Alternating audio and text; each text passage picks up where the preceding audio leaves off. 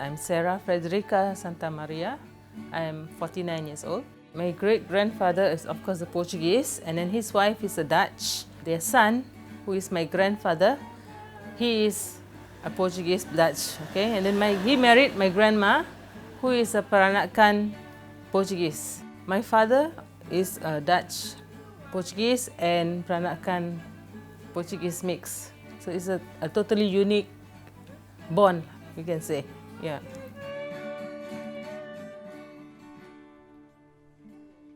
We started speaking Kristang from my grandma, okay, from the time we were born, because that's the only language she could speak besides Bahasa Peranakan. So my parents both spoke Kristang. My siblings, they all speak Kristang among ourselves. My nephew, nieces, all they do speak Kristang.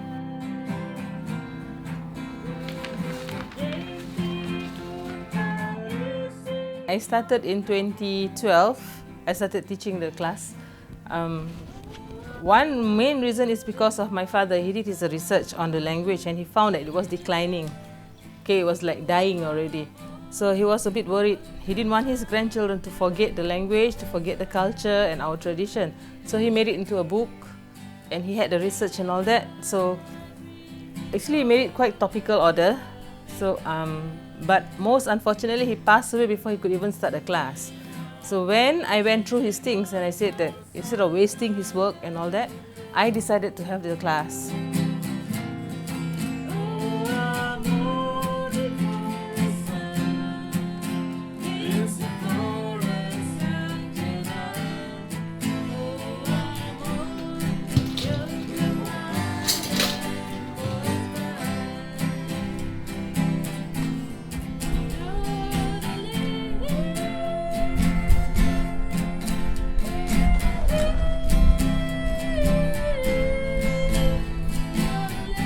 So I only started with 5 kids, and today I have about 20. They come on their own free will. No one forces them. You said 20. Most jambai orang pun doktor. The mothers are very happy that they come here. The Toma Yususanggi. Kifoi doktor. Oh Sudikadera. Oh Sudikadera. Garganta. Garganta. Garganta. Botamang na rosto. Okay, botamang na cabeça. Cabeça. Cabeça kebal. Peito. Botamang na cabeça.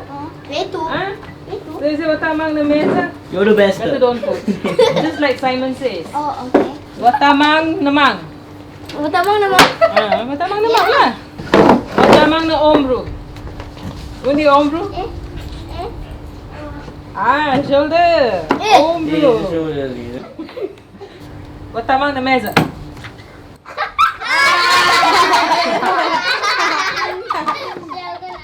I don't just have the class only, we have singing, we have dancing. So children here, they love to dance.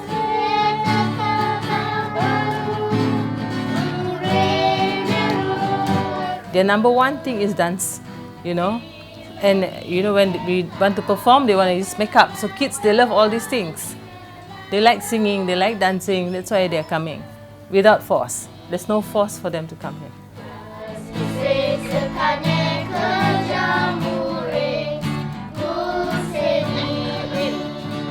It's the satisfaction, and you know, at least the language is being carried on. At least the children will speak.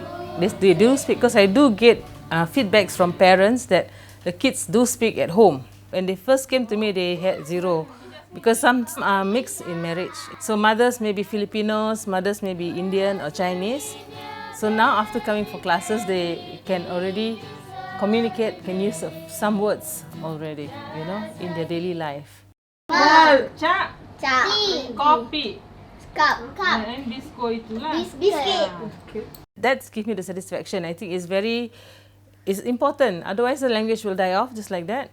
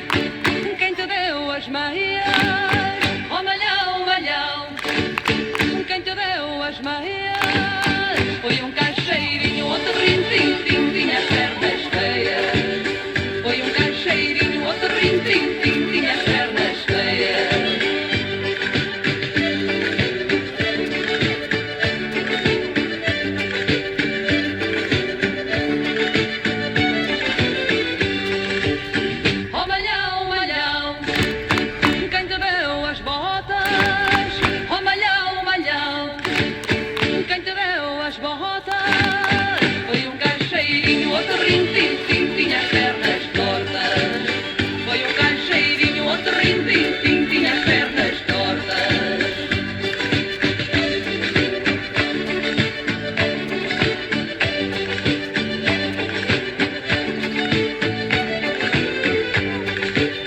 Oh malhão, malhão.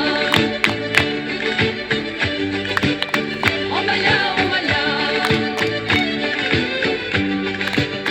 Oh malhão, malhão. Oh malhão, malhão. Oh malhão, malhão. Oh malhão, malhão. Oh malhão, malhão. Oh malhão, malhão. Oh malhão, malhão. Oh malhão,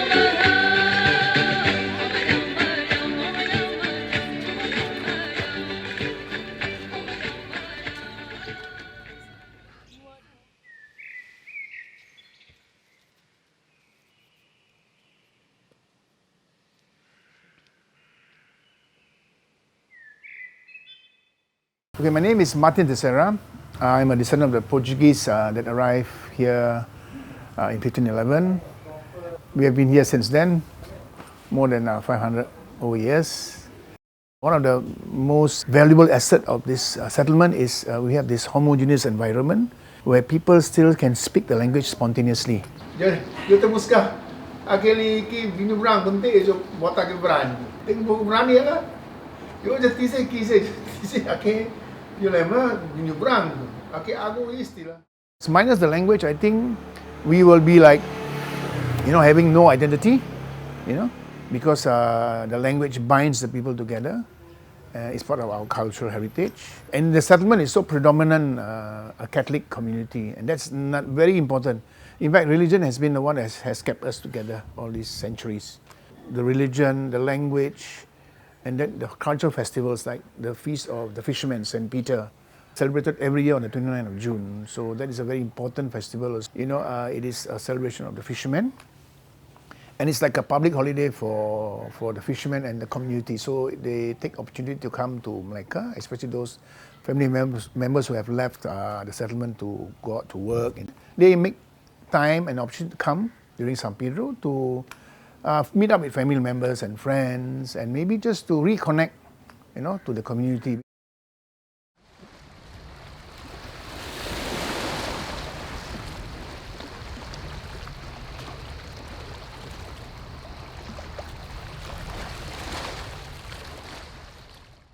Proud to be a descendant of the Portuguese.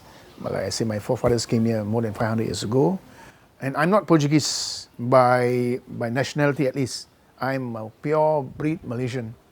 Our eating habits, our way of life is totally different from the ones that are in Portugal. We are already very tropicalized. Our way of eating, we enjoy eating with our fingers. We enjoy eating cincalo. We make our own sambal belacan, which is not something you get in Portugal.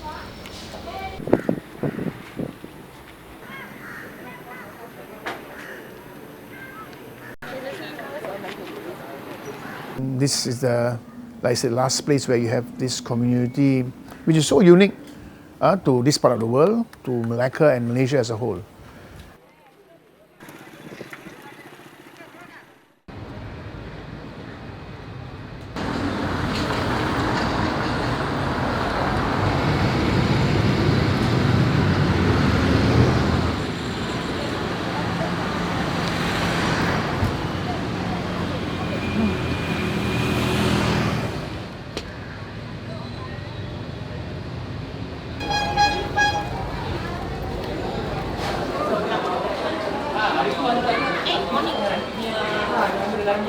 I'm Chef Melba. Melba Nonis in full. I'm actually Melaka Portuguese.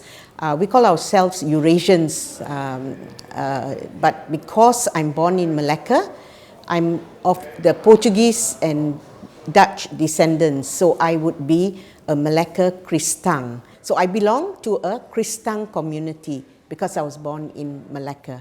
Well, my grandfather, I suppose his parents and his grandparents and all were of Portuguese descent. We go back a long way, maybe in the 1500s, the Portuguese came to Malacca, and because they married the local people here, that was during the spice trade in the 1500s, and so we come about as a very mixed community.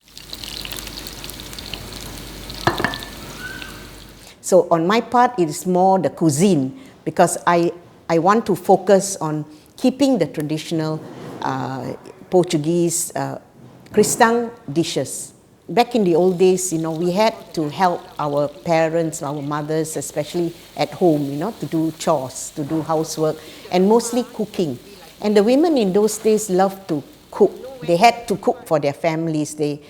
Not many of them were working, so it was more cooking at home. Being the youngest, I used to follow my mother around most of the time, and because she loved to bake and cook and she loved people, so we often had people around, and she used to entertain them and cook for them and all that for family.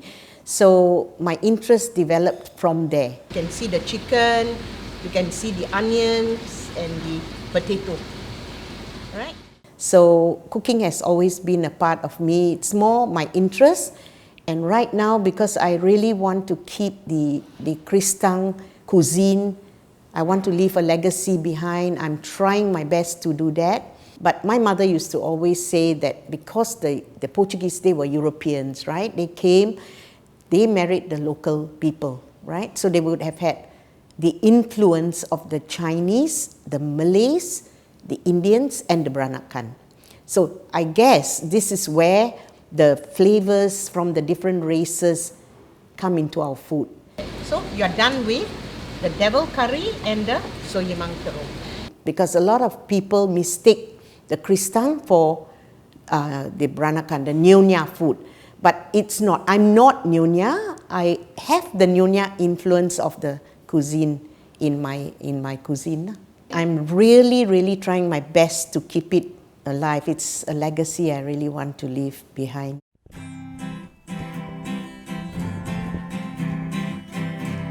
Keep it going, because that one can never be forgotten.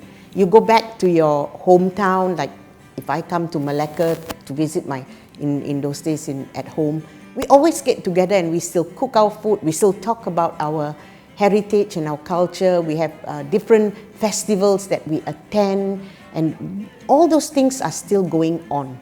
Hopefully the young people will still carry on and not let that go. I hope, like I say, this community can live for the next 500 years. As individually, I felt like, am I doing the right thing or not? Sharing with someone, will she make use or abuse my father's work and all that? But I've worked with her very closely, and she has been helping me all through. We have also made books, tape CDs. We have done CDs together, prayer CDs together.